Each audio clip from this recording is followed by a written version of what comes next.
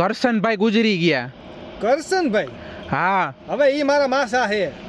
મને મારા કાકાએ કીધું કે કરશનભાઈ ગુજરી ગયા હે તો હાંજે બેહવા જવાનું હે. હવે ઈ જમના દાસ. હવે તો કરશનભાઈ કોણ?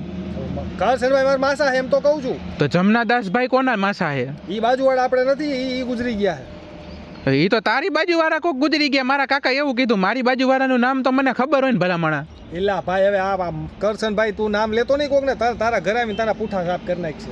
તો પણ કરશનભાઈ હે કોણ? હવે મારા માસા હે. આંધળો બેરો હતું.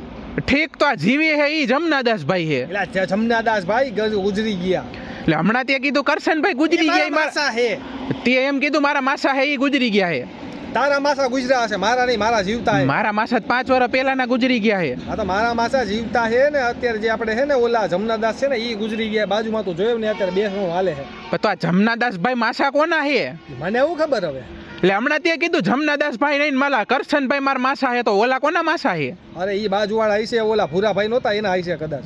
ભૂરાભાઈના માસાનું નામ તો હરિભાઈ હે. હા તો મને નથી ખબર ભાઈ વધારે. બરાબર, મારો મગજ ખામો. મારા કાકાને પૂછવું જોઈએ નામ તો સાચું બકો હો ને આવડું. આ કરશનભાઈ કરે ને ભાઈ તું હવે જમનાદાસભાઈ કેસ. આ તું પૂછી લે ભાઈ, મને નથી ખબર. પણ તને તો ખબર હે ને જમનાદાસભાઈ જ ગુજરી ગયા હે. હા ઈ ગુજરી ગયા. એના ઘરે ક્યાંક રોતા રોતા જઈને જમનાદાસભાઈ જ ક્યાંક ખામાં આવે ને હો જોઈએ આકાશ વાગતા કરવા. ના ના ના, ઈ ફાઇનલ જ છે.